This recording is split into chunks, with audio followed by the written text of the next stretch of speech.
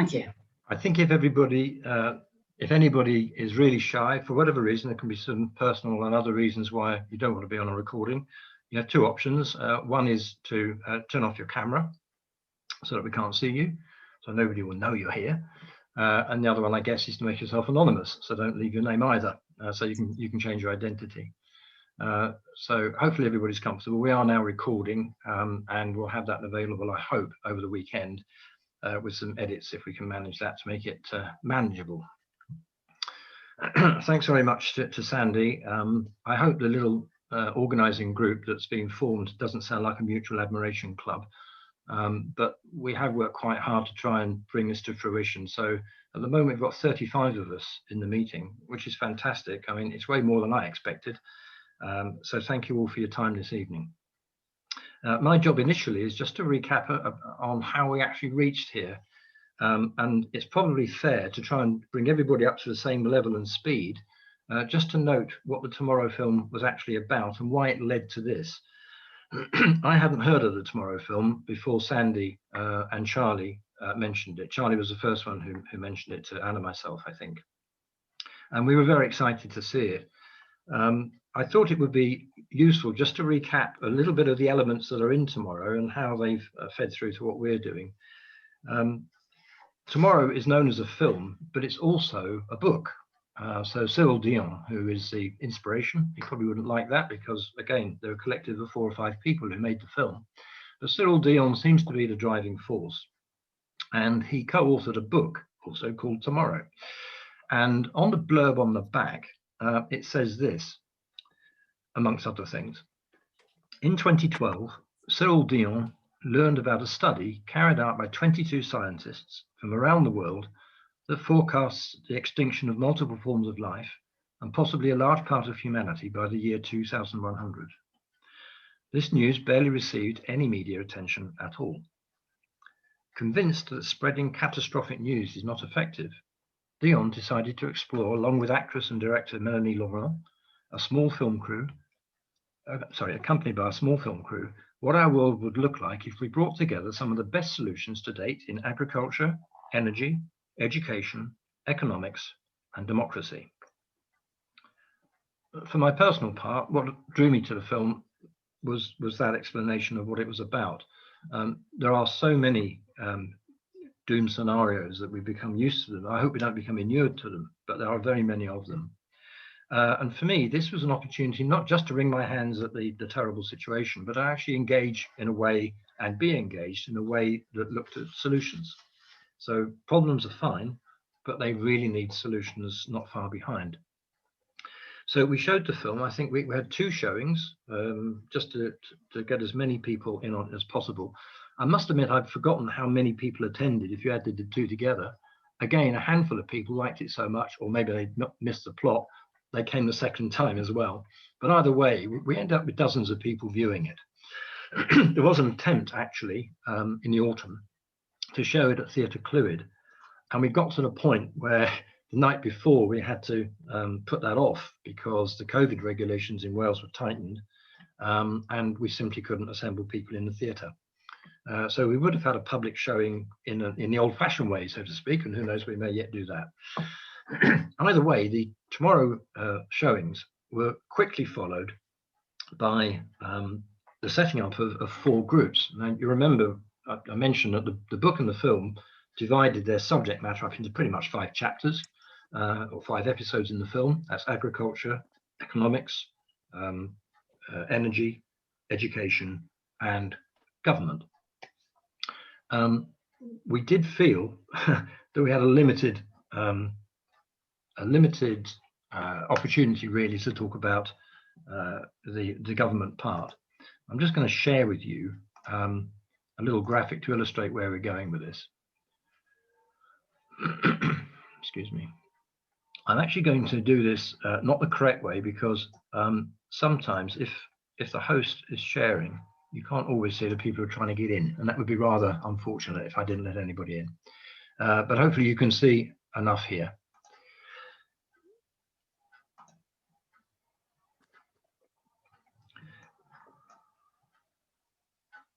So just to help you, we saw the film, and then these 4 groups came about. We have, sorry, I have to watch the waiting room. We've got 2 more people coming, Andrea and Kevin and Ines. But they're old hands at this. They'll know what we're talking about. So we had these 4 groups set up. We weren't junking entirely the idea of talking about government, but it didn't seem to be something that we had a really good opportunity to talk about. So we concentrated on these other 4 areas. So we had an education group, which had 24 people taking part in it at one time or another. So 24 folks joined a WhatsApp group. These are all WhatsApp groups. So if you don't like WhatsApp, it didn't really work for you. And some people use email rather than WhatsApp. So that had to be a bit of management too. But we had 24 people in the education group.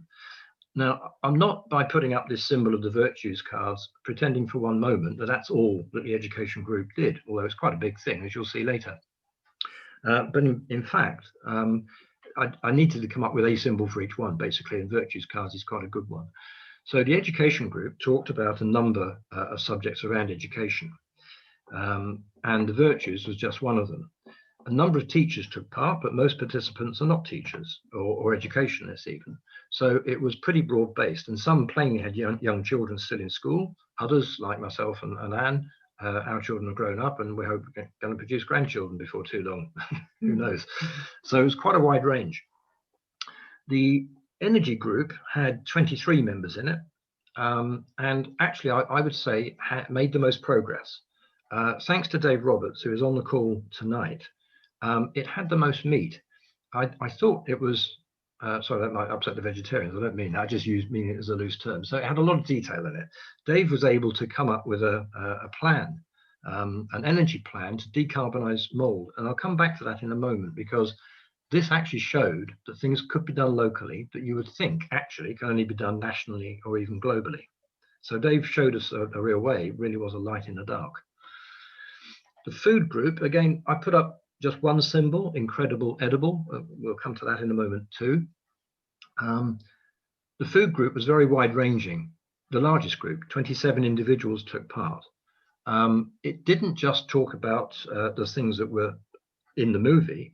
It went well beyond, but a lot of the subject matter, especially in the early days, was around the idea of community gardens, the whole CSA, or community supported agriculture movement. And Nikki Giles, who I think is with us tonight, has been a big activist in that locally, and actually got the planning group of this to the point where we were stomping around looking at fields and poring over plans and wondering about whether we could fit a community garden in somewhere. Some people will know, and some people who are on the call who definitely know, that the Flintshare movement is pretty strong in our area. And then I go digging occasionally. I know Alison and Doug are here, and others who also do it. So there is a local understanding of the idea of community gardens along these lines. And that was a very vital group and very active. I don't think anything precise has come from the group yet, but I know that at least one person on this call is keen to launch an incredible edible type of network.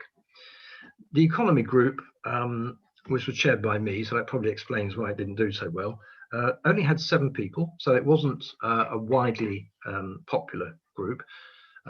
Within the movie, there were some examples of how local economics could be looked at from a sustainable view by a purely local group, but we haven't really got terrifically to grips with that, except in one regard, which I'll also come to in a moment.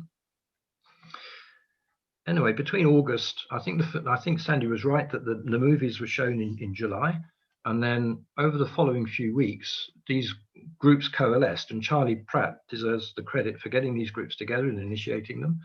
But they were pretty freewheeling. There was no agenda, there was no direction given. They just were what they were, and people raised stuff. They kept pretty much on message. I mean, the food group did talk about food, and the energy group did talk about energy. And we had this great deal of chatter, which is what you see there, all the hands and messages. That's what that's supposed to illustrate. But it became evident that there was so much initiative and so many people coming forward with ideas and proposals and aspirations.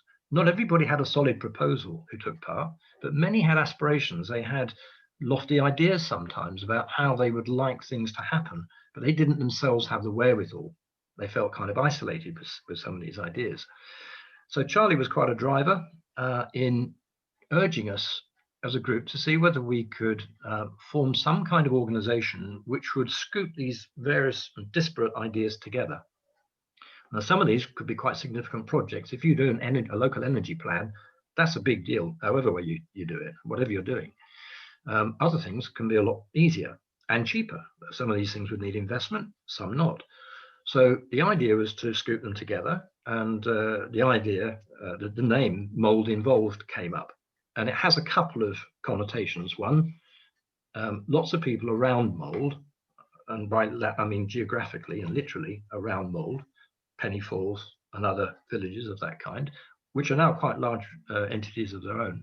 They're involved in mold insofar as they may look to it for education, recreation, when we used to eat out, you remember the kind of thing, or going to the gym even. They might use doctor services or vet services there, and overwhelmingly people shop. Lots of villages around have their own little shops. Anne and I live in Pontybodkin, we have the co-op, but it doesn't really serve us for everything, so we go into mold to shop. So there was this concept that a lot of people, not just in mold but around it, actually look to mold as a kind of hub, if you like. So we know from the from Mold Town Council that about 10,000 people live in mold, but depending on how far out you then take the radius of interest, people who come in for market and all these other things I've mentioned, could be another 30 to 40,000 people on top. So it's quite a large, substantial community who look to mold for one thing or another. And I'm not going to mention too much about those three things which are kind of boinging or springing off the mold-involved idea. Charlie will do some of that. But there is the idea of a local community directory, not to replicate things that have already been happening, but to expand.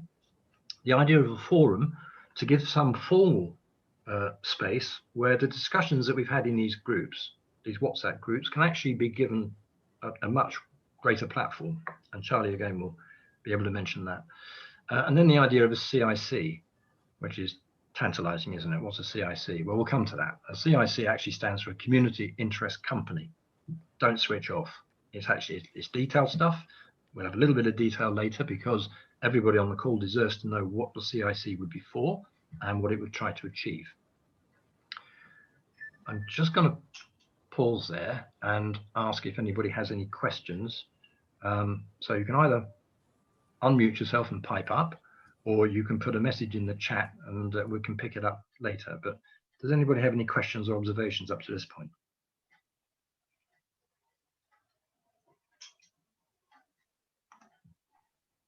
Could I ask if the film tomorrow is easily available? This is the first meeting I've been to. Okay, Sandy or Charlie can answer that,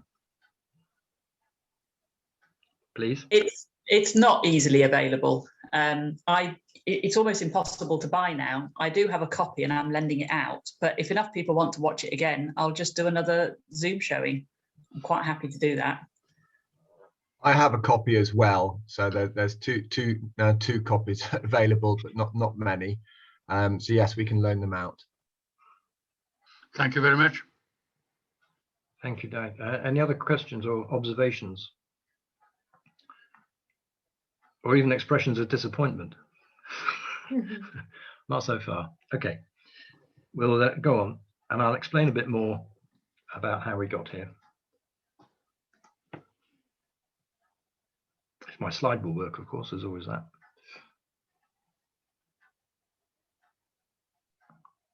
Okay, here we are.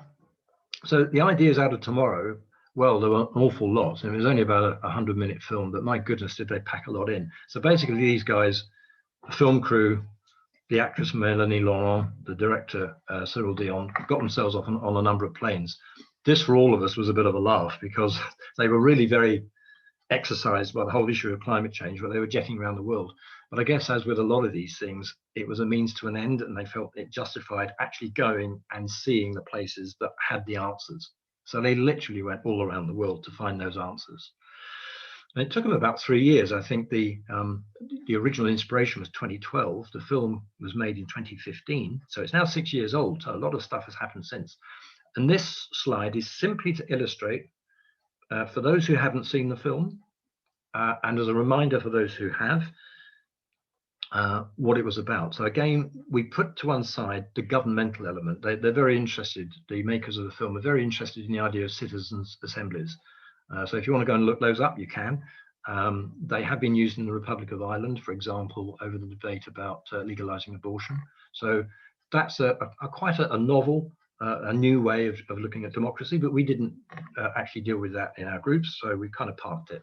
Anyway, we have an excellent record in Wales with a very progressive looking Senate, so maybe we don't need to worry too much. So the four discussion groups really are reflected here in this slide. From Detroit to Todmorden reflects what they were talking about in terms of agriculture. Detroit, and you can see there the picture on the left with the lovely flowers in the foreground and an old disused factory in the background. That tells the story. If you know anything about Detroit, it's the home of General Motors. It's been completely gutted in terms of its life as a city, with people leaving it as the industries have died. But it's being reclaimed in part as the whole series of urban gardens. And it's quite an inspiring transformation. At the other end of things, in Todmorden, in England, there are these, it's a bit like guerrilla gardening. So it's called Incredible Edible. But you can see here the next two pictures show you a whole series of beds, raised beds, and then a full straight-on picture of just one.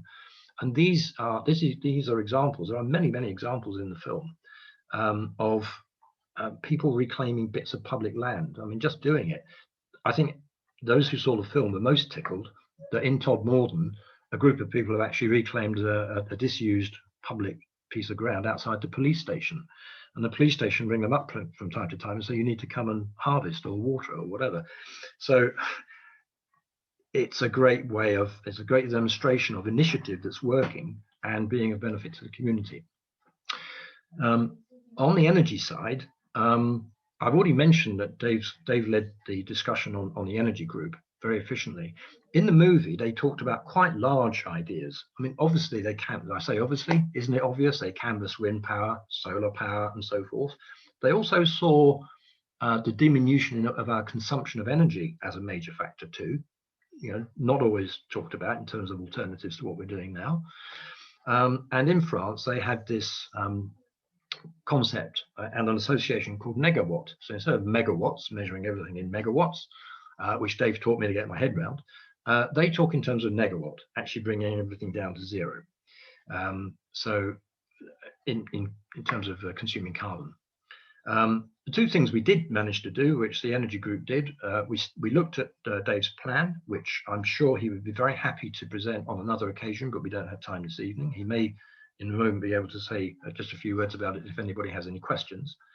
But Sarah also organised a guy to come, an expert to come from Sustainable Communities Wales, and his remit was to look at a number of public buildings in Mold to see whether they could be made more energy efficient.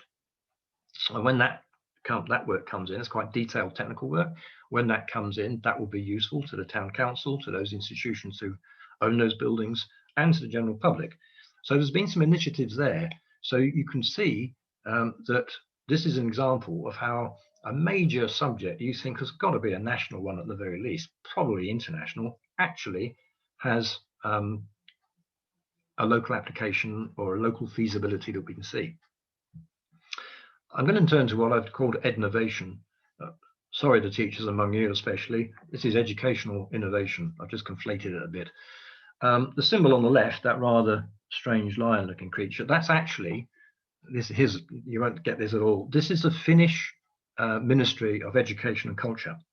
And they were featured in the film because they went to a Finnish school, a secondary school, I beg your pardon, the primary school. And they showed what a marvelous institution it is. We don't have the time to go over that, but I will say that there is an international standard, PISA, which measures the effectiveness of education around the world. And Finland is invariably in the top 2 or 3, has been top more than once. It's a yearly measurement. The point is, another subject, how can a small town like Mold, even with its environs around it, how can it possibly do something about education? Well, just one of the things that came up was the idea of the virtues cards. And might I say, after this, we can give links to all of these various organizations and ideas and projects that we've mentioned, so you can go and look them up yourself. We'll definitely do that. The virtues cards comes from Canada originally, but it basically talks about virtues and how they can be used in schools, in families, to help children become good characters. It's character building, and it's even been recognized by the University of Birmingham, which has taken it up as a project which they've now turned into a curriculum for use in schools. And Emma McIntyre, who is on this call, has been a participant in the discussions on this, as has Jan Chamberlain, a teacher. And Jan is responsible for the photograph on the right. I'm going to apologize publicly for not asking Jan if I can use her photograph publicly, but I do know she's spread it around a fair bit, so I hope she doesn't mind. But this is an example of how the Virtues project has been grasped by a teacher in mould.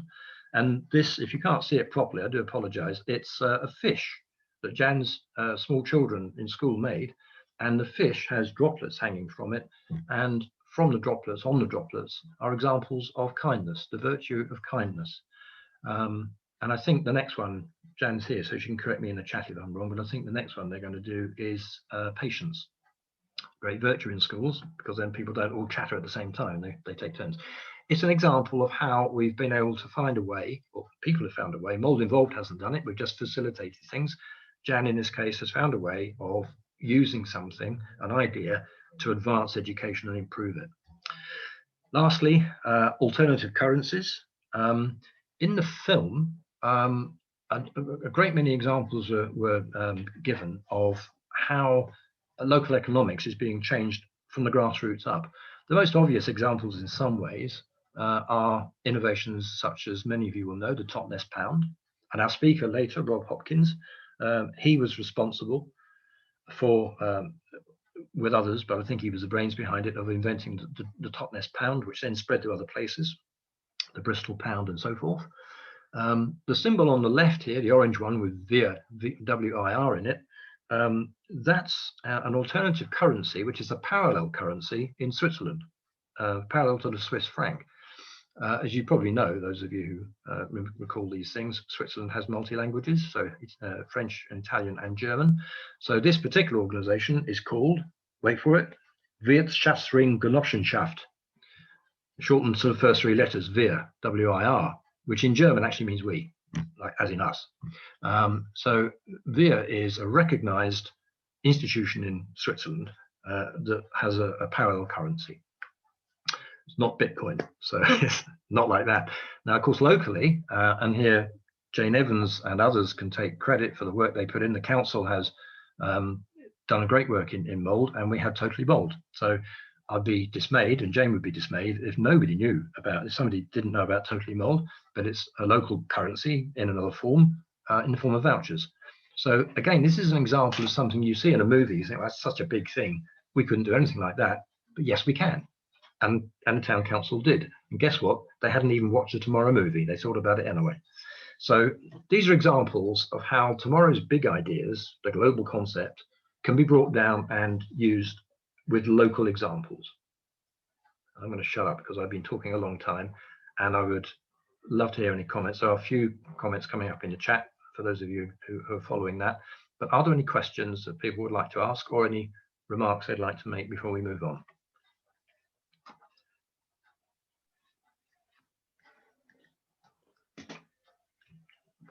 Well, it either means people have bored to tears, or you've gone to make tea, or we're doing fine. So I'm going to say we're doing fine.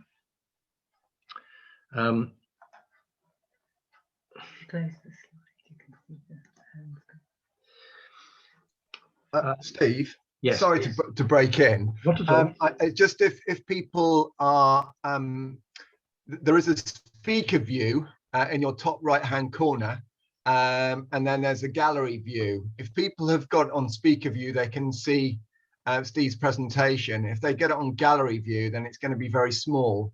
So if you have that on speaker view, you're able to see the presentation far easier. Okay, yeah. Thank you. Especially we've now got quite a bit of text, so you probably do want it as big as you can make it. we're not going to spend a lot of time on this because we can come back to it later if we need to. So we had the kind of exciting bit, examples of how these big ideas, these big concepts, international concepts can be applied locally. But the strong feeling among the group of us who are trying to bring this together was that we needed some kind of organization to give it form. Community interest companies are a bit of a hybrid. They are companies, as in the name, so they're not registered with the Charity Commission. They're registered with Companies House. They're just like any other company. They're subject to the same laws and rules. But a community interest company looks and feels much more like a charity. So it is a company, but it looks like a charity. The virtue of them is that they have advantages like the fact that if they acquire assets, they can't be disposed of. If a company acquires assets, it can just dispose of them when it wishes to, no doubt for good commercial reasons. If you're a CIC, you can't. So if you acquire something, it's locked. They call it asset locked. That's actually the term they use. But it does mean it's rather like a charity in that way. It can't just dispose of stuff. It has to transfer it to a like body. So this is very community based and keeps things in the community. So it's an important difference. There are other benefits too, which is that the governance of CICs is a little gentler, but it's still there. So there are annual reports and annual accounts and all the usual things and a constitution. All we wanted to do this evening was just to show you what the suggested objects are. And please, everybody bear in mind, these are only suggestions. We're just a group who've taken the initiative. This is really for consultation. So I will ask actually Anne to rest my voice. I'm going to ask Anne, who's sat next to me, to read the objects of the CIC, just in case, these are proposed objects, as I emphasize, just in case for some the print is a bit too small and trying. Here she goes, the objects. The objects of the company are to carry on activities in the town of Mould and the villages nearby that look to Mould for education, recreation, shopping or work, which benefit the community and in particular without limitation to encourage and empower sustainable lifestyles, promote physical, mental and spiritual health and well-being for current and future generations, foster lifelong learning, enabling individuals to gain confidence and transfer skills, foster consultation and community cooperation, protect the natural environment and steward natural resources, encourage social cohesion, in the belief that these objectives will result in a happier, healthier, more resilient and responsible population.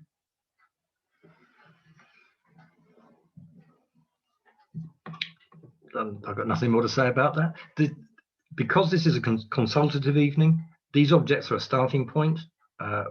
We think as a group that we've thought them out pretty well, reflecting what we've heard so far over the discussion groups and whatnot, the WhatsApp groups, but they may evolve. So those of you who want to keep them, you could take a screenshot. That would be an idea. You know how to do that. You've got your Windows symbol, usually to the bottom left of your keyboard. If you press that together with print screen, which is normally up on the right hand side somewhere, that should hopefully, it will either shut your computer down or it will give you a picture in your screenshots folder. But either way, we will circulate these. We're not really trying to have a discussion about these in detail tonight, but they are there because they're the kind of the end result of this first phase of what we're trying to do. Again, I'll just pause. I'm going to knock the presentation off now, stop the sharing. So if you haven't taken a screenshot, tough, we've gone. So you're all back. This is a relief because now I can see everybody. Can I just ask if anybody wishes to make any comments, including folks that I've mentioned, in case they just wanted to add or even correct something I've said? We've had a good suggestion in the chat, and I'm going to just put Lucy Powell. I always want to say Lucy Boots, Lucy Powell on the spot. Sorry, Lucy. But we've got a suggestion for replacing perhaps the word consultation in the objects with co-production. So it'd be interesting to hear a little bit about what co-production is. Thanks, Sarah.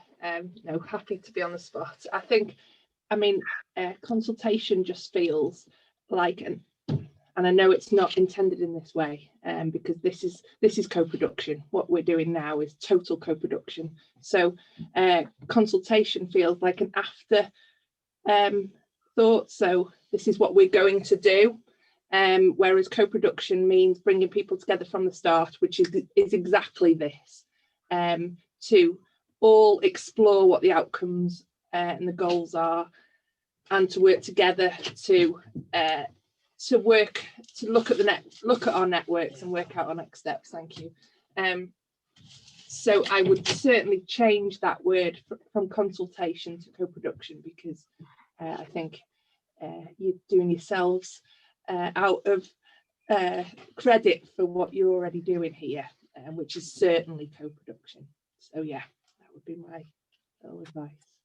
That's a double whammy. I've learned something and I've got the credit for it. So that's even better. I'll just do a little plug there. We do some training on co-production. If anybody outside lives sells co-production training, so look at our website. Well, that's wonderful. Thank you, Lucy, and thanks for doing it without any notice at all. Anybody else like to make any comments or ask any questions?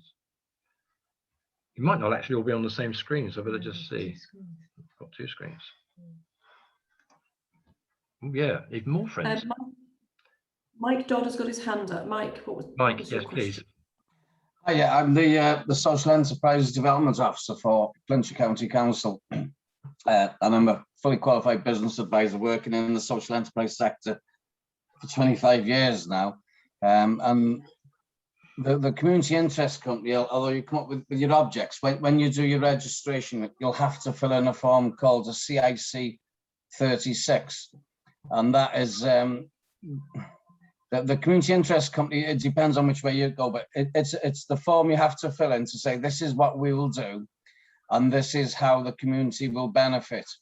And I often find it's better to do the KIC 36 form before your objects, because then when you go to registration, what you've put into your KIC 36 form becomes your objects, and it makes it easier for the KIC registrar to approve your registration.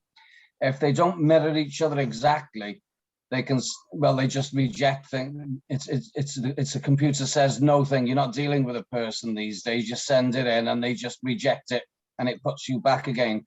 So experience tells me to start with a KIC 36 and then transfer those objects into those activities into your objects. And all that will mean for you really is rewording the objects as you've got them. They can still be the same, but it's the activity, not the outcome, if that makes sense. Okay, thank you, Mike. That's really valuable advice. We won't take a vote on it right now, but it will be taken into co-production. Can I ask Charlie, who's waited patiently to talk about the website?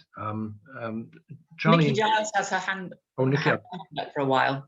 I beg your pardon. Sorry, that's because of two screens and my inattention. Let's go for Nikki. I'm sorry. It's just a very quick question, really.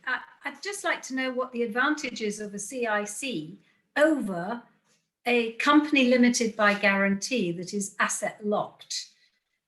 When we set up Flintshire, we did quite a lot of research into the different models, whether to be a charity or a CIC or various other ideas at the time. And we ended up deciding that a company limited by guarantee that had an asset lock written into its constitution was the better way to go.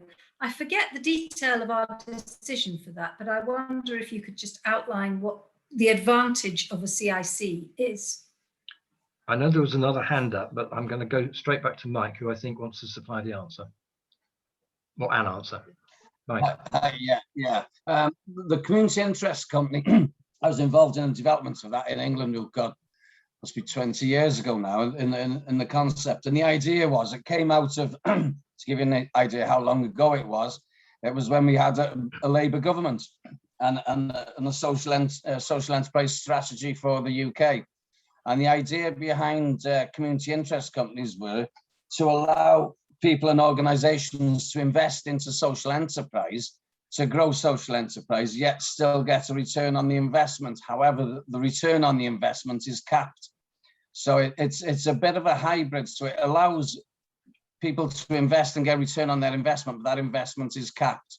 And as you quite rightly say, you can put an asset lock into a company limited by guarantee, but I think they've got a whole registrar looking after community interest companies, which like as Stephen said before, they're not governed completely by Companies House.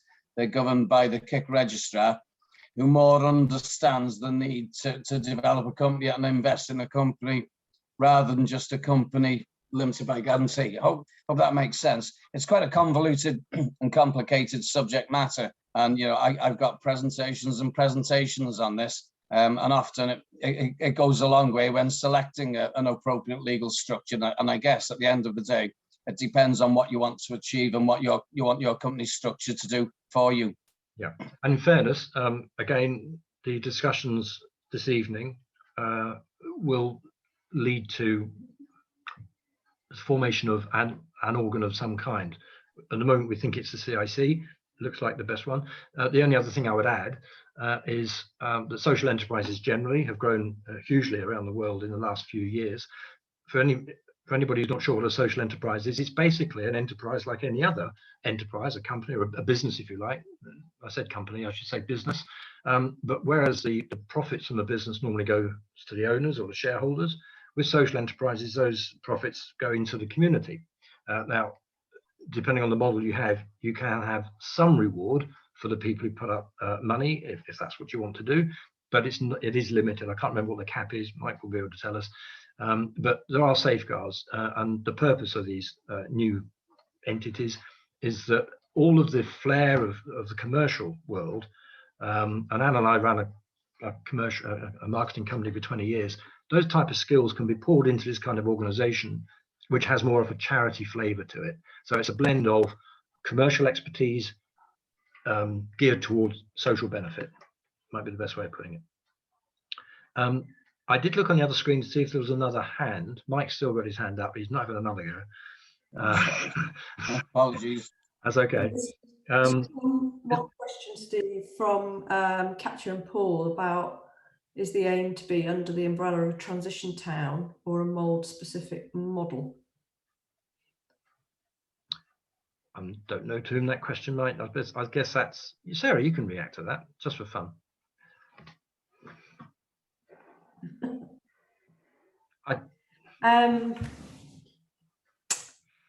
We're focusing, I suppose, on mould and the surrounding areas. So that's kind of sort of part A of your question, Katja and Paul. I'm not sure who asked the question. Is it under the umbrella of a transition town? I guess we've been very inspired by the model of and the theory behind transition towns, and it would probably have elements of all of those things. I don't think we've set out to create another model of mould as a transition town per se, because mould, for many of you will already know that we are a GITISO town, which has an underpinning of many sustainable development goals in the way that is brought together, and is heavily supported by lots and lots of actions that are delivered through the Mould Town Council in combination with many other community groups around the town. So but in saying that, we've all been very inspired obviously by Rob Hopkins and the work that he's done, and also by various publications that have come out of the transition town movement. And so if a transition town movement wanted to emerge from this, I don't think anybody would stand in the way of that. It's not what we have set out to do necessarily. The objects that we've currently got are very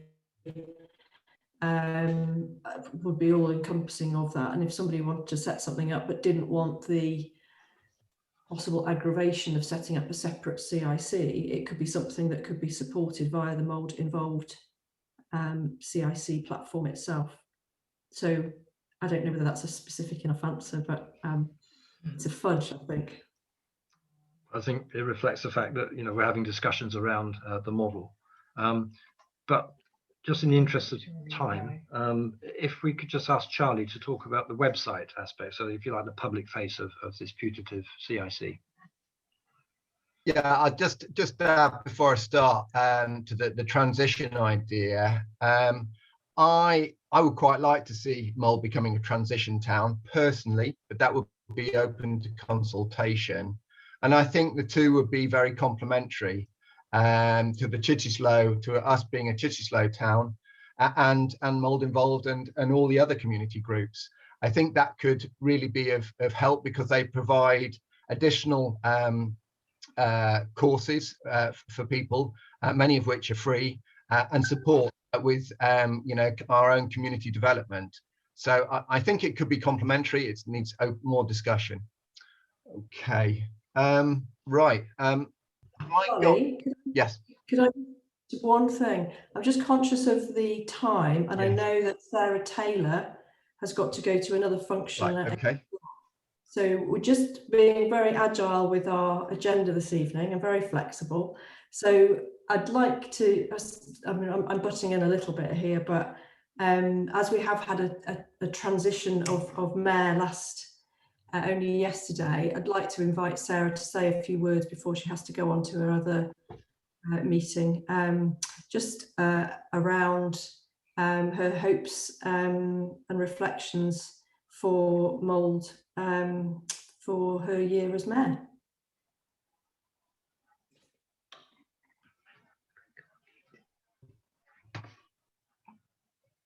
Sarah, you're muted. I think that's the phrase of the year, isn't it? You're on mute. Thank you very much for the invitation to attend the meeting this evening. It's my first official meeting as Mayor of Mold. I'm really excited, looking forward to the year ahead. I think, I don't know how many of you are on Facebook, but there's quite a lot of coverage on Facebook. Jane's released the speech that I made last night. And I think for the town council, this is going to be a year when we sort of regroup, we refocus and we reinvigorate. But at the same time, I think we've also got to be a bit reflective and remember as well, because we've still got lots of people in our community that are suffering the effects of the past year. And whilst everybody is hoping that life returns to some sort of normality, I think in all aspects it's going to be slightly different for a short while. There are some people for whom it just won't ever be the same again. And I don't want us as a community to forget those people as well. There's a lot of people out there that are struggling with mental health. They're struggling with finance. We've still got people that are struggling to put food on the table. Pretty basic things that need some attention. As a town council, we continue to function totally during the lockdown. I think we were the first council that had online meetings. We never stopped, we just carried on. We are at the forefront of looking at how we can support the town in recovering from the pandemic. That will involve working closely with our partners in Flintshire County Council, North Wales Police, and a lot of our community, voluntary and third sector groups as well. So it is very early days for me. One of the things that I'm really keen on is communication, because I think when we get tied up in, I noticed government wasn't one of the topics that you chose to discuss, interestingly. I think when we get tied up in the red tape that forms government, we do as a town council have lots of rules and restrictions that we have to work and operate within. And there are various processes that we have to take our decisions and our thoughts through, which at times can be restrictive, but also they're there for auditing purposes to ensure that, you know, when we're called to account, we can account for the decisions that we've made. I can see Mike Dodd on the call from Flintshire, and Mike's a fantastic resource to have on board. I'm sure he'll have lots of useful information for you. But communication is going to be the theme of my year. I'm going to start on Saturday by going for a wander around town, introducing myself to some of these businesses that are just getting back on their feet. They're opening up again after lockdown. Really, really proud of how we're doing in Mould with our high streets. A recent survey of high streets around the country showed that on average there was a 16% vacancy rate of high street businesses. In Mould, not 100% full, but we've got an 8% vacancy rate. So only 50% of the average of high streets up and down the country. But we're keen to do better. I've already got a list of openings for new businesses that are coming into town. Most of them small independent traders who are really, really keen to support. You've already pointed out tonight the excellent Mould voucher scheme that we've had during the course of the pandemic and to assist with the recovery. Town Council have already taken a decision that this will continue and it's going to be rolled out again. And every new business that opens so far has agreed to get involved in the scheme as well. So it's growing, but it's growing naturally. It's not a forced growth, so that we make sure that it's manageable going forward. So I have got to rush off to another meeting. I'm afraid it's back-to-back meetings. It's all go at the moment. I work full-time as well. So all these mayoral duties, I'm fitting in around my day job with my employee that's being very flexible. I'm really grateful to the team that I work with as well that are accommodating my bobbing in and out the office quite a bit recently. So I look forward to working with you all in the future. Best wishes with the rest of your meeting, and I'll be sure to catch up and watch the film that you've referred to a number of times tonight. So thank you very much for the invite.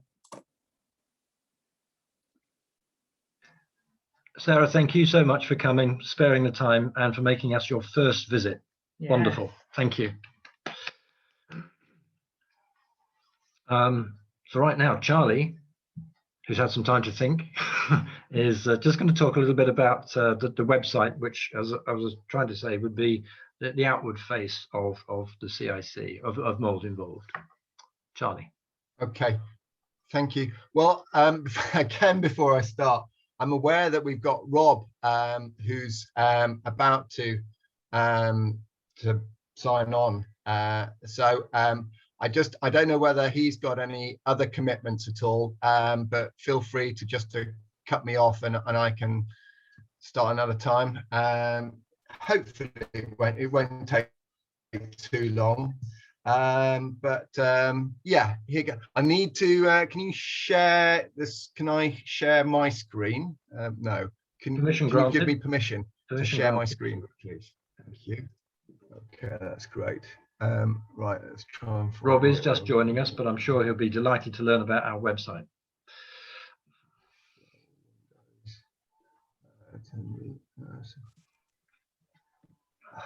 Can anyone see that, moldinvolved? No. Hold on a second. Just trying to get the... here, no, it's presentation. Sorry about this, everybody. WhatsApp. Files. Here we go. Right, okay. Share. Okay. Right, so this is a work in progress, shall we say. So we've got our logo, which we're sort of starting off with. That may... So, yeah, I think we're been pretty pleased at the point, but it's not the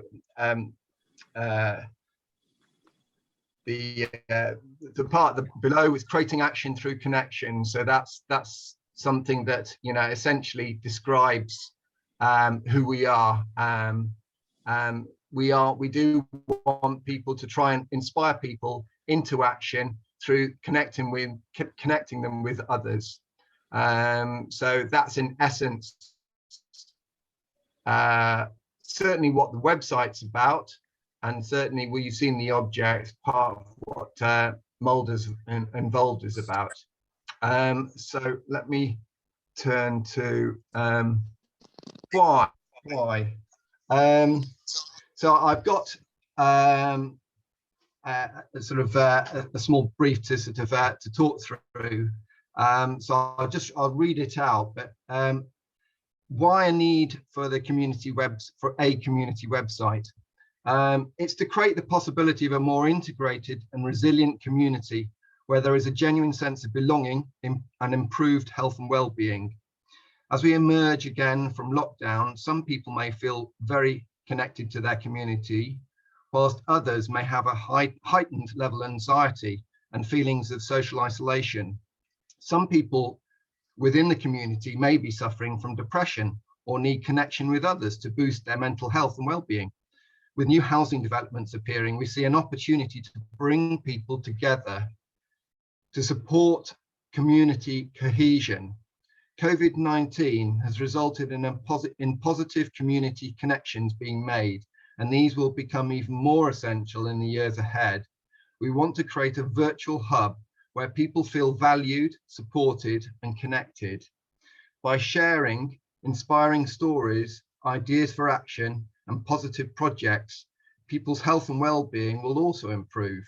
Mould already has a strong community spirit, and this website will be a resource to further amplify this, and everyone stands to benefit. So that's the point of the website, to enable people and communities to connect more easily with one another and to build on and enhancing our integrated and resilient community where there is a genuine sense of belonging and improved health and well-being. As we know, there's a lot happening in Mould.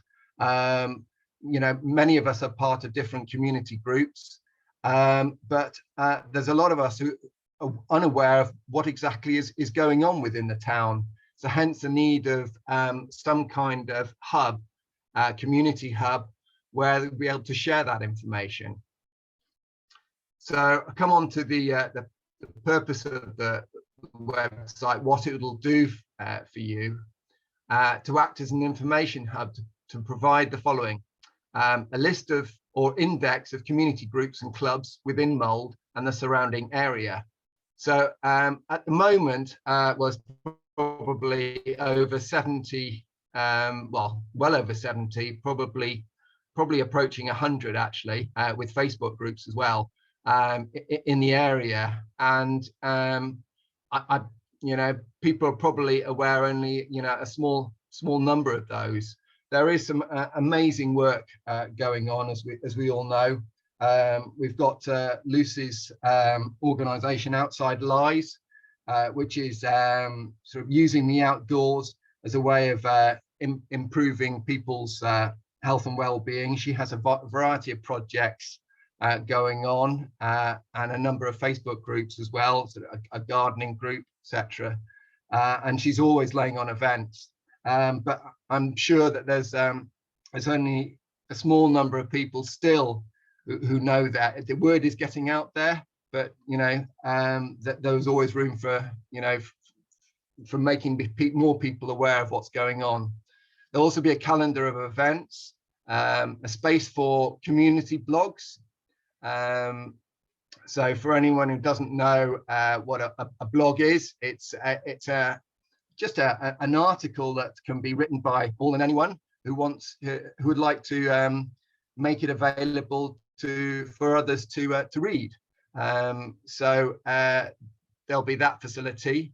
There'll be an area for current news from community groups and clubs, a place to get involved. So there'll be an area where people will be able to look down, containing a list of current projects where people are requiring help and support and volunteers.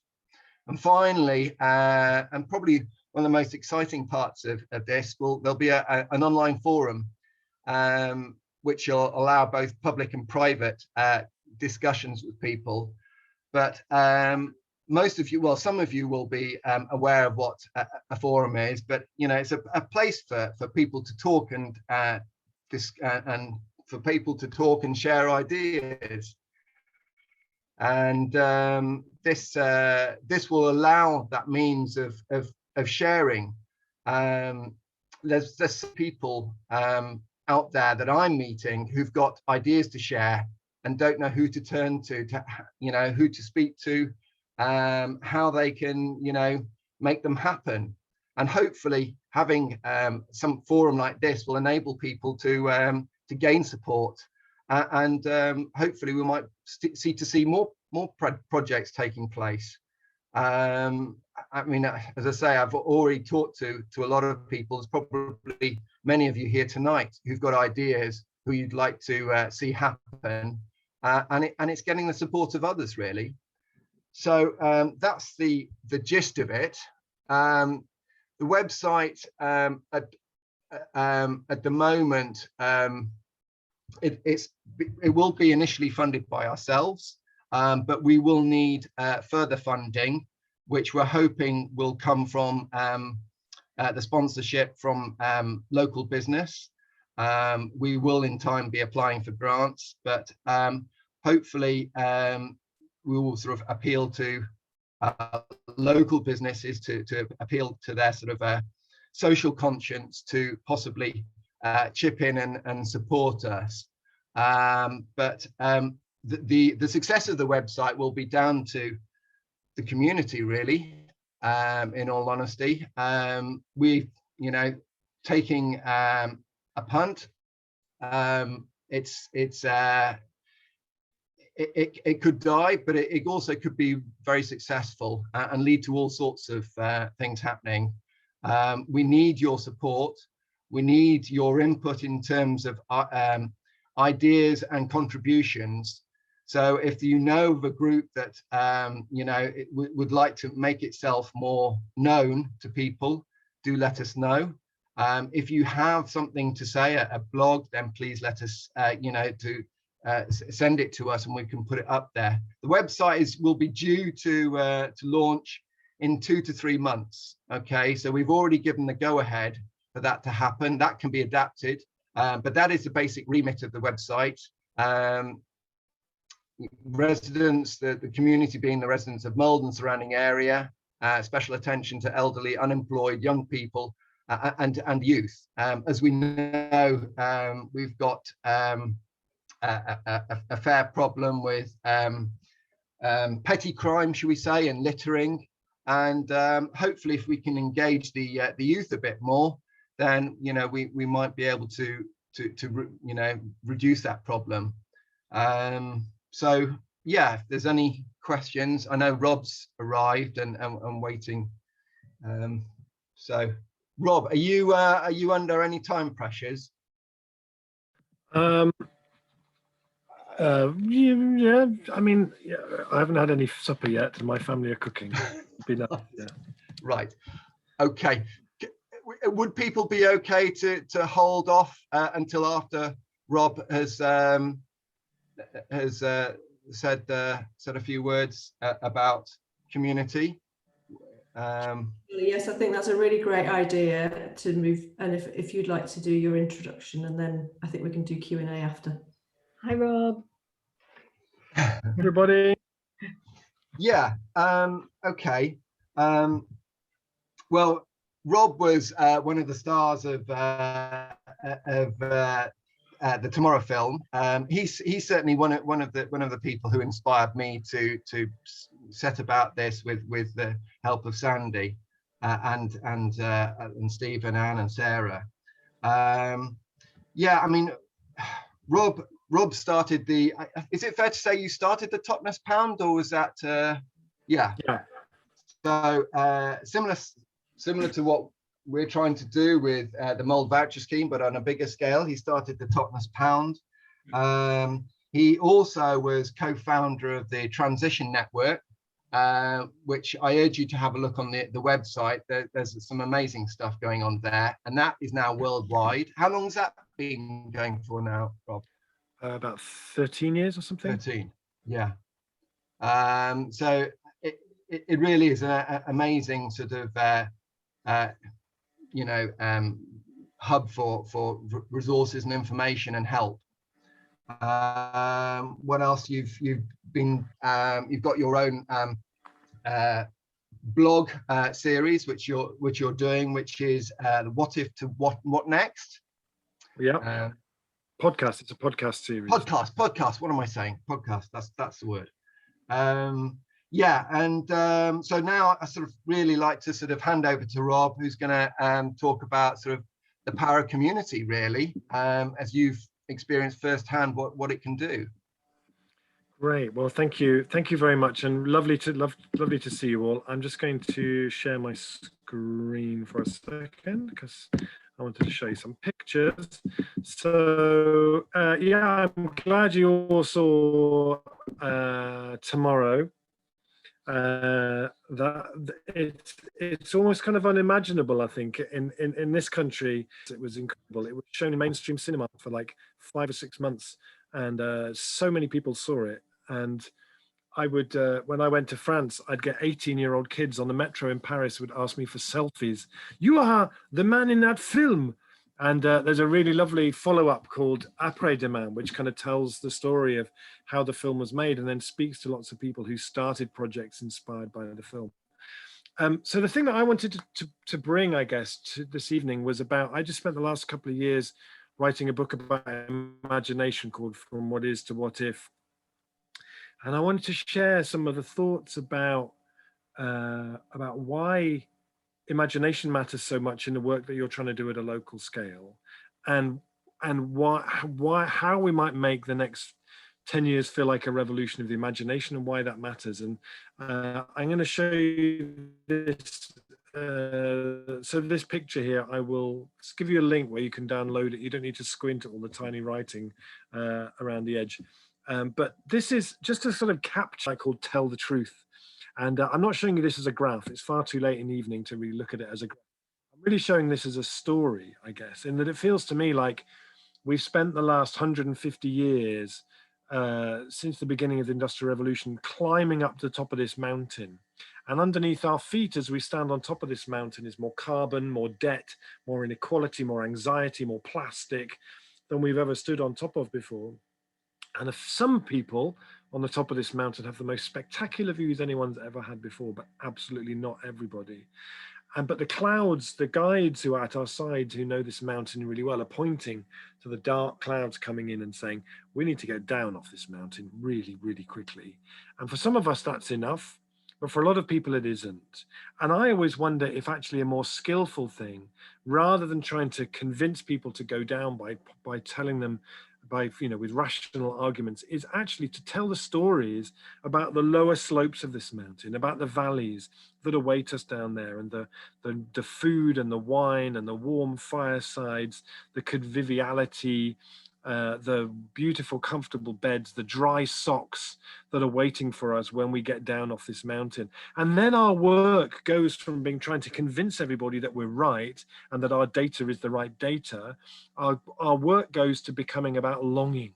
How do we cultivate longing for a low carbon world? And that is the work of imagination, and that's the work of storytelling. And my favorite definition of imagination, well, actually, this is Walida Imarisha, who's an incredible novelist, sort of storyteller, activist in America, who said, whenever we try to envision a world without war, without violence, without prisons, without capitalism, we are engaging in speculative fiction. All organizing is science fiction. I love so much. Once the imagination is unshackled, liberation is limitless. All organizing is science fiction, because all attempts at social change really involve trying to put into people's imagination a different vision of how the future could be than the one that seems to be currently on offer. And that is some of the most important work we can be doing, I think. The beautiful thing about the human imagination is, as you will know from this book, which I'm sure you all know either from your own childhood or your children's childhoods, is that the imagination thrives with limits. So this is Green Eggs and Ham, and Dr. Seuss wrote Green Eggs and Ham because he was challenged by his publisher to write a book that just used 50 words. That was his palette to paint from. And he always said afterwards that it was the best exercise his imagination ever had. Writing a book with just 50 words. And I don't fly, I stopped flying in 2006. So I get to travel all across Europe to places I can reach by train, to meet with different transition groups in those places. And it's the places I see again and again. It's the people and the organizations who understand and recognize the limits that the climate and ecological emergency places on us are by far the most imaginative. It always strikes me one of the big challenges we have at the moment is that, for example, in the Ministry of Defense, where are the people holding the spaces for the conversations to be had about what a peaceful world would look like and how we might get there? Where are the people in the Department of Justice holding the space to say, yeah, what would it look like if we had a very different criminal justice system, and actually rather than investing in building new prisons, we invested in poor communities and education and facilities for them? Where are those conversations? If those conversations don't happen, it's never going to happen. You cannot build what you cannot imagine. And one of the challenges that we have is that our collective imagination, I think, is shrinking at the moment. We are living in a time where our collective imagination is under a huge amount of pressure. And Mariame Kaba, who I love, who's a prison abolition activist in America, she said, we live in a system that has been locked into a false sense of inevitability. And this was some research that was published in 2010 from the US by a researcher who gathered together a massive data set of people who had done something called a Torrance test for creative thinking, going back to the 1960s. Her conclusion was that IQ and imagination rose together until the mid-1990s. And at that point, IQ kept rising and imagination started to decline and has been declining ever since. And when this was published, it made the front page of Newsweek. It was a big story in America. People said, oh, what does this mean for economic growth? And oh, what does this mean for Hollywood? Neither of which I'm especially bothered about. But what I do care about is, well, what does this mean for the climate change movement and the social justice movements and people who are trying to change the world? Because as I say, you cannot build what you cannot imagine. And if that collective capacity to be imaginative is shrinking, then we're really in trouble. So how might we set about creating a culture in which our collective imagination was able to expand again? What might that look like? How could our activism, how could the work that we do at the community scale bring about and cultivate that sense of longing? One way I think is with art. This is an amazing guy called James Mackay at the University of Leeds who draws the future. And this is his drawing of where he lives in Leeds, and where he says, if we started now to make Leeds the most biodiverse city in the world, what might it be like in 10 years' time, in 20 years' time? It could be like this. You know, once you have an image like this, you can start to then imagine, well, what might that world smell like? What would it feel like? What would it be like to be in that future? This is his drawing of a street where the cars have been taken out of the streets. We're seeing now in many cities around the world, partly inspired by COVID and the realization that the air pollution caused by cars actually made people far more vulnerable to COVID, are taking the cars out of the streets. That frees up a lot of space. 2/3 of the surface area of Los Angeles is dedicated to cars. If we start to take that space back, that's a lot of space. What are we going to do with it? So, well, maybe we start to fill that space with gardens, and our kids can walk to school through gardens rather than along the side of busy dual carriageways. And again, cultivating the longing for this is the hard bit. Once you have the longing to do this, you could do this in a few years. When Neil Armstrong went to the moon, that wasn't his idea. It wasn't JFK's idea when he announced the Apollo program in 1960. We'd been going to the moon for decades before that. In stories and songs, Tintin went to the moon. Frank Sinatra sang us to the moon. Mickey Mouse probably went to the moon. I don't know, everybody had gone to the moon by the time they actually went there. And by 1960, the longing to do it was so intense that it was done from scratch in 9 years, and the average age of the team who did it was 26. So it's cultivating the longing for this is the really key bit. And often part of our challenge is that the world we live in, we imagine is just how it is. This is Fleet Street in London. You walk down Fleet Street, it's hard to imagine Fleet Street as being anything other than being like this. So the London National Park Project, who are an amazing group in London, created this little animation, which I love. So now, once you've seen this, it's kind of hard to unsee it. And next time you walk down Fleet Street, maybe you look at Fleet Street and its possibilities in really, really different ways. And how in the activism that we do, although the people on the right-hand side crossing out there are about to be flattened, but apart from that, you know, how do we use art and imagery to bring to life a different sense of what the future could be? And you might be thinking at this point, well, Rob, this is all very nice, but in the real world, this kind of thing doesn't happen. Well, this is in Barcelona, where a few months ago, the municipality announced they were going to close a third of all of the streets in the center of Barcelona and in effect turn them into forests. So turn them into places with lots of trees, partly because of climate change is getting warmer and warmer in Barcelona, and it's good to have shade from trees, but also to create more convivial space for play, for communities, for connection, conversation, all that kind of thing. And at this point, I'm just going to quickly stop sharing my screen because I realize that I want to show you a little video, and so I need to click share sound. So I mentioned before the podcast that I do. So as part of the podcast, I every episode of the podcast explores a different what if question. So whether it's what if birdsong drowned out the traffic, or what if a universal basic income sparked a revival of the imagination. And rather than debate it like is this a good idea or not, what we do is at the beginning, I invite the guests to imagine that we're in 2030, not a utopia, but a 2030 that's the result of us doing everything we possibly in the context of that what if question, and then to speak to us from that future. And describe it to us in the present tense. And I just recently finished, and this is pretty much a world premiere of this. This is a little 3-minute film where I cut together some of my favorite things that people added into that. And then I worked with 2 animators to bring it to life. So this is my attempt to use their voices and animation to create some longing for a 2030 that's the result of us doing everything we possibly could. And Charlie, when I press play, I'm just going to, because I can see you, I'm just going to, if you put your thumbs up, if you can see and hear the video when it starts playing, okay?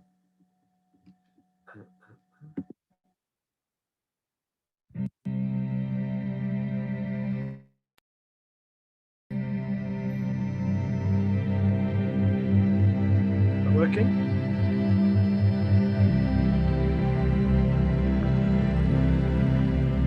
Hear it, Rob. We're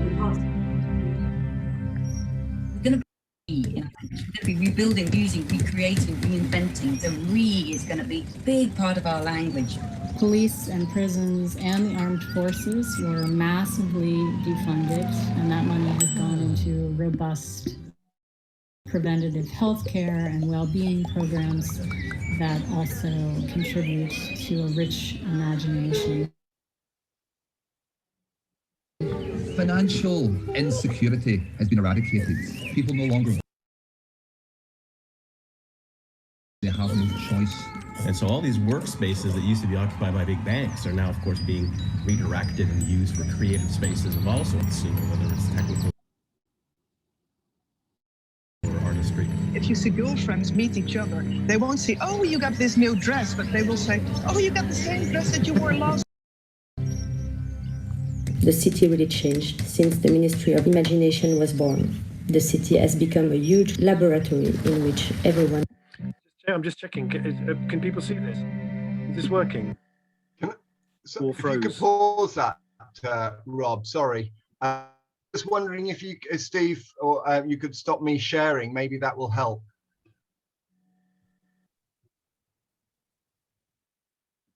Did any of that work at all? Yeah, it does work, but it's juddering. Okay. Well, I can send you a link. I'll send a link where you can watch it up. Anyway, you get the idea. So, okay. So just the last thing that I really wanted to share with you is this, which you saw at the beginning, which is the imagination sundial, we call this, which came out of the book that I did, and someone called Rob Shorter, who was living in my house when I was researching the book. And we came up with this thing of, okay, if we are at a time when our collective sense of capacity of imagination is shrinking, what might we do about it? And there are 4 things. I think the first thing is space. We need to recognize in our movements, in our organizations, in our campaigns, the imagination needs space. We all have our best ideas when we have some space. We don't get our best ideas when we're really stressed with a deadline at 8 o'clock that evening. Albert Einstein always said his best ideas came to him when he rode his bicycle in the forest. And that sort of space is really disappearing out of many people's lives. We're so busy that we have these highly addictive devices in our pocket that eat any space we might have had. The chief executive of Netflix recently said their main competition as a business wasn't Apple or Amazon, but was sleep. And that's the space that our imagination really needs. The second thing is place. I think we need places that we can go to or that we pass through which change our sense of what's possible. We've all had places we've been to where when we go home afterwards, we don't look at them in the same, we look at their possibilities in a different way, kind of pop up tomorrows or places where people can have an experience of what that future might be. We need practices, and I will send you an article which has this sundial in, which lists many of the different practices that we can use at a community level to spark people's imagination, different ways of facilitating. I always feel like Gil Scott-Heron very famously wrote the song, "The Revolution Will Not Be Televised." I think now he might say the revolution will be well facilitated. And I think any process working at a community scale needs to have good facilitation skills in order to bring some of these great imagination practices that we use in communities to life. And then the last one is pacts, which is a weird word to use in relation with imagination. But I was really inspired by the story of the Civic Imagination Office that was started by the municipality in Bologna. Not a civic participation office or a civic engagement office, a civic imagination office. And they have 6 laboratories around the city. They run visioning exercises. And then when the community come up with great ideas, the municipality sit with them and say, that's a great idea. Okay, we can offer this, this, this, and this. You can offer that, good. Let's make a pact. And they've made 500 pacts in Bologna in the last 5 years, from really small things to really ambitious things. Because so many of us get used to, on the rare occasions our imaginations are invited, they tend to be a bit patronized and sidelined and a bit humiliated. And we go along to a consultation on new housing development, write our great ideas on post-it notes, go home, they chuck them in a bin and build it anyway. And so we need to have pacts that allow the imagination to be drawn up. And just to finish off, one of the things I've loved during lockdown has been to see communities really embracing this sort of idea of what if, and using what if questions as a framing for where they might go next. This is in Transition Bude in Cornwall, who question on social media. And they were really beautiful. I love, what if car parks became play parks? What if birdsong drowned out the traffic? What if our verges were full of wildflowers? Lockdown community spirit continued post-COVID? What if there was a daily imagination lesson? By the end, their last one, I thought was just so beautiful, because they didn't need to put the full words what if anymore. People got the idea, but their image spoke to community and connection and conviviality and the things that we all kind of long for, that can't sell us, because it likes short-term things that give us a dopamine release that we can be sold, not that sort of longer term contentment and happiness. And that, I think, is where we find the glue to bring our communities back together again, a sort of a future of contentment and connection that most people fundamentally really long for. And the Green Party in Sweden recently did an advertising campaign where they put those words what if, pictures of things that already exist, in a way that then didn't need any further explanation. Yeah, what if we lived in a society where a dad could take his kids to the woods for the day to play all day without worrying that he's missing his email or without worrying that he's not being busy? What if we had our urban landscapes were productive and included everybody in that kind of way of doing things?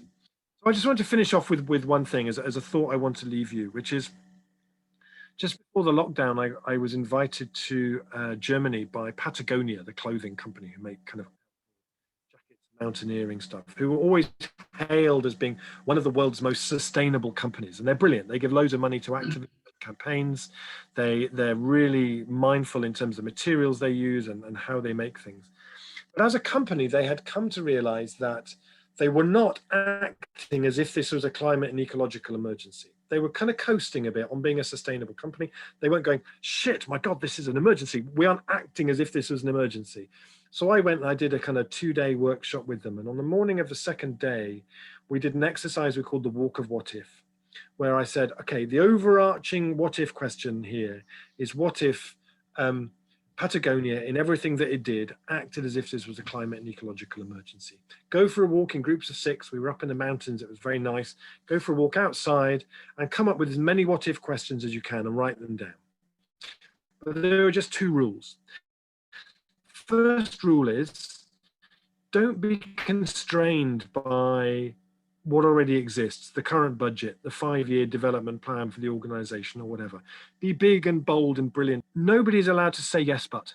Yes, but is banned. You will all have had the experience of making suggestions and someone will say, yeah, but it's too late, or there's no budget, or we tried that and it didn't work. No, yes, but. Yes, but is the death of the imagination. You can only reply by saying yes and, which is something you learn when you study improv. You know, someone will say, do you like my hat? When they're obviously not wearing a hat, and you say yes, and I love the handle on the side. What does that do? And then they make up something, and then you make up something, and you build this whole scenario through yes anding each other's statements and building something else and trusting each other.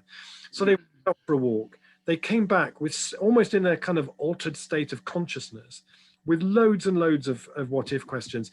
And I said, we're going to lay them out on the floor. Imagine that end of the room is really, really urgent. That end of the room is not so urgent. Arrange them along that line. And then we gathered around the most urgent ones, and we took 5 or 6 of the ones people felt most energy around. And by the end of the day, we had them worked up as solutions that could be implemented tomorrow. So I guess what I want to say is it's great to try and cultivate in any organizations or any activism or whatever, that kind of culture of yes and, rather than a culture of yes but, if we really want the imagination to thrive in our organization. So that's what I wanted to share with you. And just to say, if you're interested in any of this work around imagination, so From What Is to What If is the book, and all of the interviews that made up that book and a lot more other stuff, including those animations, are on robhopkins.net. And if you want to find out more about the transition movement, and there's loads of great resources generated by the transition movement, there's transitionnetwork.org. There's a thing there called Transition Near Me. You can put in your postcode, it'll tell you what's happening where you are. And the podcast that I mentioned is called From What If to What Next. It comes out every 2 weeks. And when people subscribe at patreon.com, you also get a bonus episode every week, and you get other bits and bobs as well. And if you're interested in this, you might enjoy that. So thank you so much for your time and for your presence this evening. Thanks, Rob. Thank you so much for giving up your time this evening. I know how tough it was, really, when you had other commitments as well. So really grateful, and I hope it's fired up our imagination. Steve, don't know who's next. I know we're running over time now. Yeah, I think it will be a bit too long. At the risk of Rob's supper getting cold, even if it's cooked, can I just ask if anybody has a pressing question or point they would like to make, because it would seem a shame to not have that opportunity. Could I ask, you made, if I can recall correctly, you made a very large claim that the creativity has gone down. Yes. How was that measured? I can think of how to measure IQ, but I have no idea how you get a big measure of creativity. So the way that it's measured is through something called the Torrance test for creative thinking, which is always taken to be the gold standard for creativity testing. So there's a few things. They would do something like, they would show you an object. So, you know, I might show you, like, I don't know, a cup or something, and say, right, think of as many different uses for this cup as possible.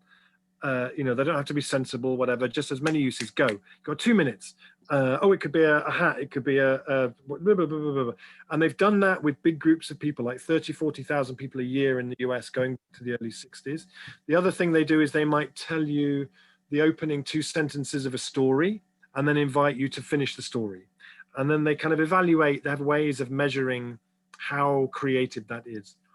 If for the full thing, that paper, if you just Google the creativity crisis, you'll find that paper online, and the whole methodology is set out in there, as well as her reflections on why she thinks that might be happening. So it's just in the United States has gone down now?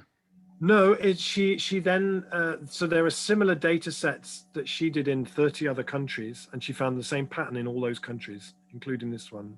Okay, thank you very much. My pleasure. There's a TED talk on it too. Anybody else? Could I ask a question? Could I ask something, if that's okay? Go ahead, Deb.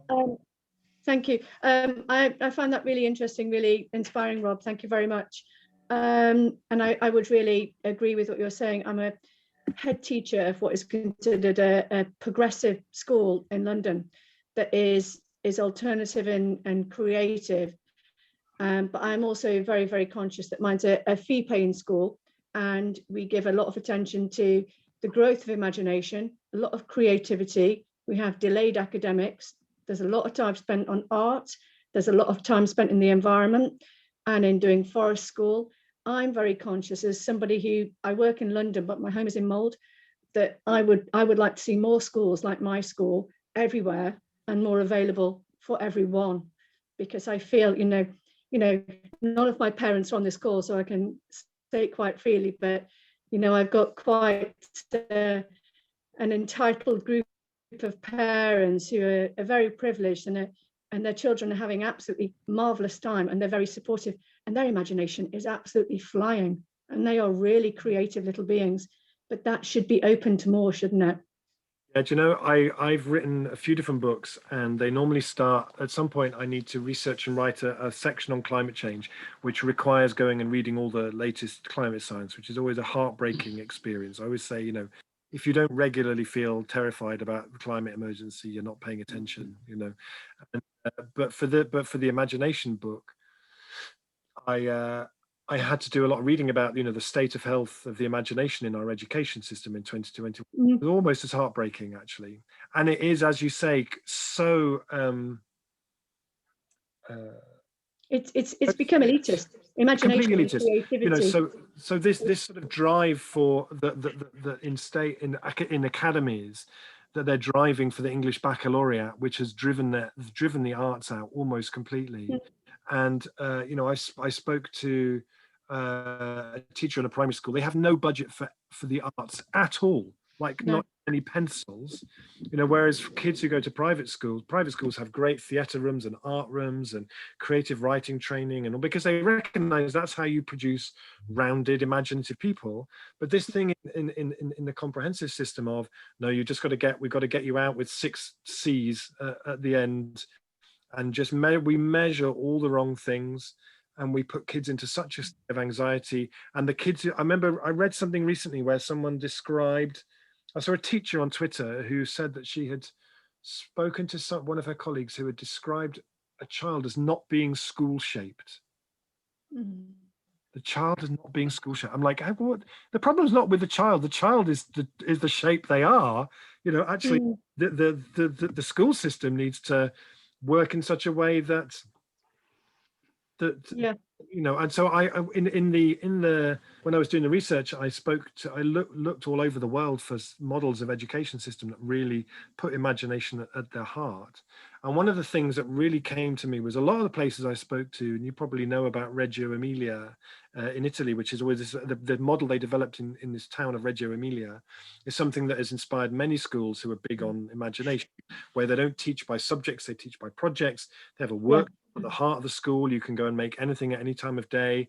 They see the building of the school, as they call it, the third teacher. It's full of light, it's full of plants, whole different model. One of the things that is most interesting to me about it was that that school was designed in 1945 when the Germans were retreating north, and they left behind in that town a few bits that the town sold to build a school based on a fundamental philosophy of how do we create an education system to ensure that fascism never happens again.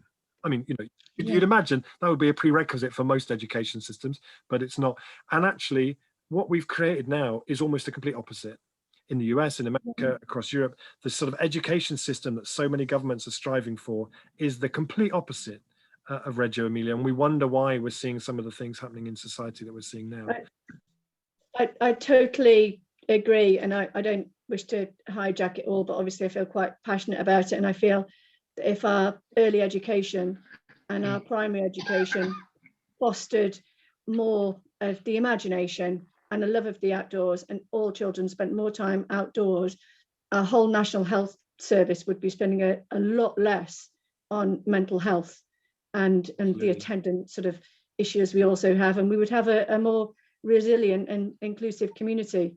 But you know, I also realise that, and speaking from a position of working in the independent sector, but I've worked in, you know, normal mainstream schools, and we should have more of this everywhere, really. Totally. Thank you, Deb. Thanks very much. And Rob, we will let you go for your supper. We promised ourselves at the beginning of this meeting that it would be 90 minutes. We were 10 minutes late starting, so we're pretty much on the money. You can tell if you've been able to see the chat, there's some really positive, warm comments for what you've had to contribute tonight, Rob. You've very kindly left some links there. We are going to, I ought to say, I should remind Deb, we're actually recording this, and Rob, we are recording this, so nothing will be lost, so we can go back over and retrieve any information that might seem ephemeral over the 90 minutes. So it's been really, really valuable. We know you had back-to-back meetings this evening, Rob. It's very, very kind of you to do this. We asked you to do 10 minutes. You've done a heck of a lot more and contributed so much. So I'm sure we can all show our expression in the usual way, but not so loudly. Thank you very much. Teresa Carberry. Thank you, everybody.